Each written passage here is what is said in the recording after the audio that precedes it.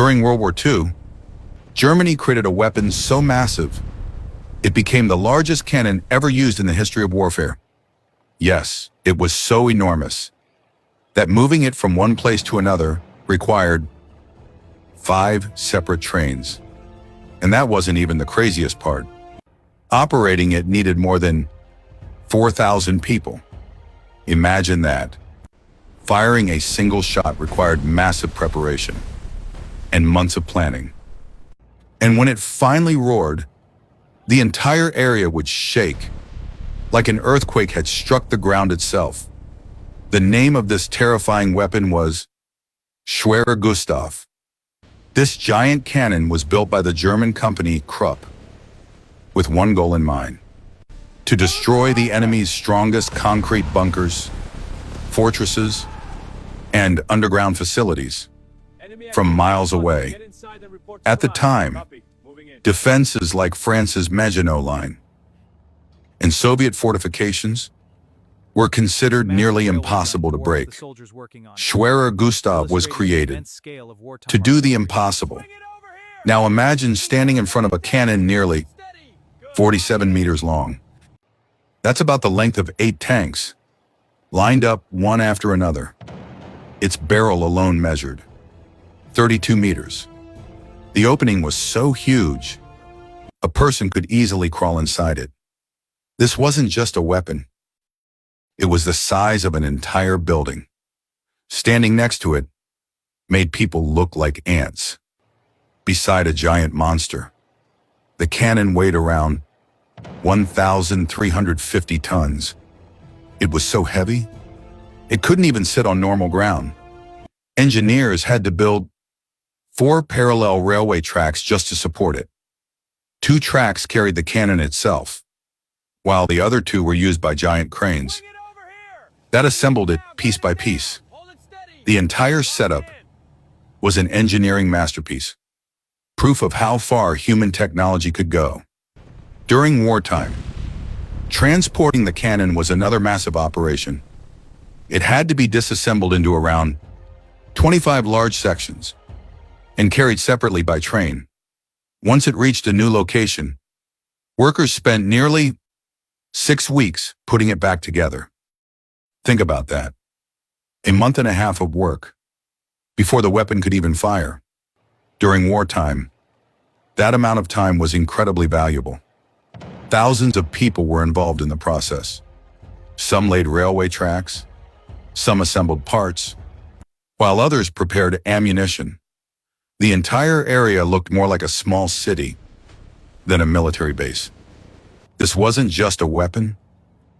It was an entire system built around one giant cannon.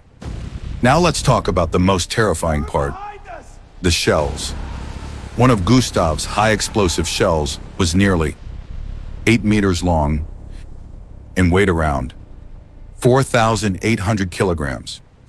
When fired, it could travel almost 40 kilometers before hitting its target. And when it landed, it created a crater about 12 meters deep, deep enough to swallow an entire building. Another type of shell, called an armor-piercing shell, was even heavier, around 7,100 kilograms. These were designed to penetrate deep underground before exploding from the inside out. Tests showed they could punch through nearly 10 meters of solid concrete. Even the world's strongest bunkers were not truly safe. The cannon could strike targets 40 to 45 kilometers away, basically attacking one city from another city. For its time, this level of technology was unbelievable. But behind all that power was a huge weakness that would eventually make it impractical. Firing a single round was extremely slow and complicated. The barrel had to be lowered, the massive shell loaded carefully, then the propellant inserted. Every step required extreme precision. As a result, preparing the next shot could take up to 45 minutes. In fast-moving warfare, that delay was a serious problem. And when Gustav fired, The sound was so powerful. It could be heard from miles away. Nearby buildings shook violently. Windows shattered, and the ground trembled beneath people's feet. It wasn't just heard. It was physically felt. The cannon saw combat during the Siege of Sevastopol, where Germany used it against heavily fortified Soviet defenses. One shell reportedly struck an underground ammunition depot, causing a massive explosion that collapsed everything around it. In that moment, Gustav showed the terrifying power it was built for. But despite all its strength, Germany still lost the war. Why? Because Schwerer Gustav had more limitations than advantages. It was slow, difficult to move, easy to detect, and extremely vulnerable. After every shot, railway tracks often needed repairs. Because the recoil was so powerful, it shook the ground itself. Keeping it hidden from enemy aircraft was nearly impossible. In the end, Schwerer Gustav became a symbol of both engineering brilliance and the dangerous obsession with building bigger and more destructive weapons. After the war ended, the giant cannon was dismantled and destroyed piece by piece. Today, no complete version exists anymore. But one question still remains. If humans were capable of creating a monster like this for war, what else might we create in the future?